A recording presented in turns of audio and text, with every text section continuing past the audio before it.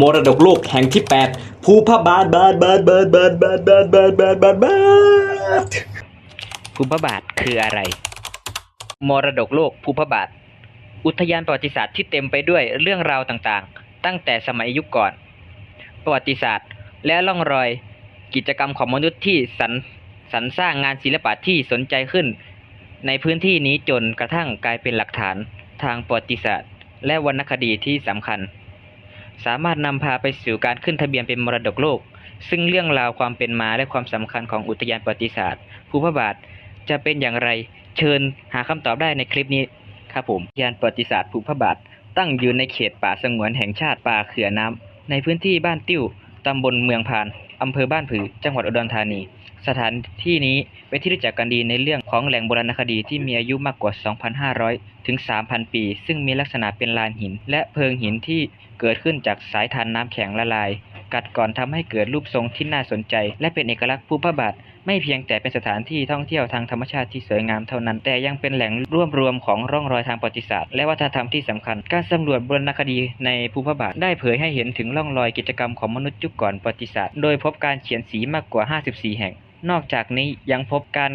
ดัดแปลงเพิงหินธรรมชาติให้เป็นศาสนสถานของผู้คนในวัฒนธรรมทวารวดีวัฒนธรรมเขมรวัฒนธรรมล้านช้างและรัตนโกสินทร์ตามลำดับสิ่งเหล่านี้แสดงให้เห็นถึงพัฒนาการทางสังคมและวัฒนธรรมของมนุษย์ในภาคตะวันออกเฉียงเหนือของประเทศไทยได้เป็นอย่างดีอุทยานประวัติศาสตร์ภูพระบาทได้รับการประกาศให้เป็นมรดกโลกภายใต้คุณค่าอันโดดเด่นที่เป็นสากลซึ่งหมายถึงการรักษาความเป็นของแท้และดั้งเดิมของแหล่งวัฒนธรรมสีของหินสมัยทวารวดีและเป็นที่สืบทอดของวัฒนธรรมอย่างต่อเนื่องมากกว่า 400 ปีโดยเชื่อมโยงเข้ากับประเพณีของวัดฝ้ายอารันวาสี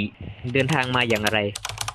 มายังอุทยานประวัติศาสตร์ภูพระบาทสามารถทำได้ง่ายดายโดยสามารถจองตั๋วเครื่องบินไปยังจังหวัดอุดรธานีซึ่งเป็นจังหวัดที่มีสนามบินใกล้ที่สุดนอกจากนี้ยังมีที่พักหลากหลายรูปแบบให้เลือกในจังหวัดอุดรธานีทั้งโรงแรมรีสอร์ทโฮมสเตย์ที่สะดวกสบายเหมาะสำหรับนักท่องเที่ยวที่ต้องการสัมผัสวัฒนธรรมและธรรมชาติอย่างใกล้ชิดในโลกการท่องเที่ยวเชิงวัฒนธรรมภูพระบาทเป็นหนึ่งในสถานที่ท่องเที่ยวในจังหวัดอุดรธานีที่ไม่ควรพลาดโดยเฉพาะเมื่อได้รับการยกย่องเป็นมรดกทางวัฒนธรรมแห่งใหม่ระดับโลกประเทศไทยจากองค์กรยูเนสโกจะ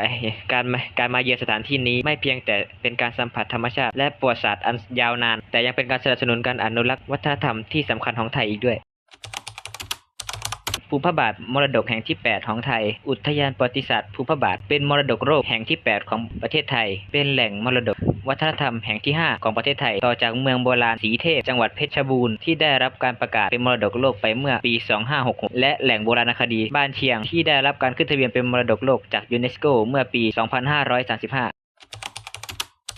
ความสำคัญและการอนุรักษ์มรดกโลกของไทยและมรดกวัฒนธรรมแหล่งมรดกโลกทั้งหมดนี้มีความสำคัญต่อการศึกษาและการอนุรักษ์วัฒนธรรมและธรรมชาติของประเทศไทยการได้รับการขึ้นทะเบียนเป็นมรดกโลกจากยูเนสโกเป็นการยืนยันถึงความสำคัญและความพิเศษของแหล่งเหล่านี้ในระดับสากลและการกระตุ้นให้มีการคุ้มครองและอนุรักษ์แหล่งเหล่านี้ให้คงอยู่ต่อไปสำหรับคนรุ่นหลัง การเยือนอุทยานประวัติศาสตร์ภูพระบาทไม่เพียงแต่เป็นการท่องเที่ยวธรรมชาติที่สวยงามและเงียบสงบเท่านั้นแต่ยังเป็นการสัมผัสกับประวัติศาสตร์และวัฒนธรรมที่ยาวนานและหลากหลายการได้รับการยกย่องให้เป็นมรดกโลกทางวัฒนธรรมจากยูเนสโกทำให้ภูพระบาทเป็นสถานที่ที่สำคัญและน่าภูมิใจสำหรับคนไทยทุกคนนักท่องเที่ยวที่มาเยือนจะได้เรียนรู้เกี่ยวกับความสำคัญของการอนุรักษ์และการคุ้มครองมรดกโลกทางวัฒนธรรมเหล่านี้และสามารถมีส่วนร่วมในการรักษาความเป็นเอกลักษณ์และความงดงามของภูพระบาทให้คงอยู่ตลอดไปเปรียบกับพี่เป็นแค่ขอนไม้ต่อให้รักเจ้ามากเพียงไหน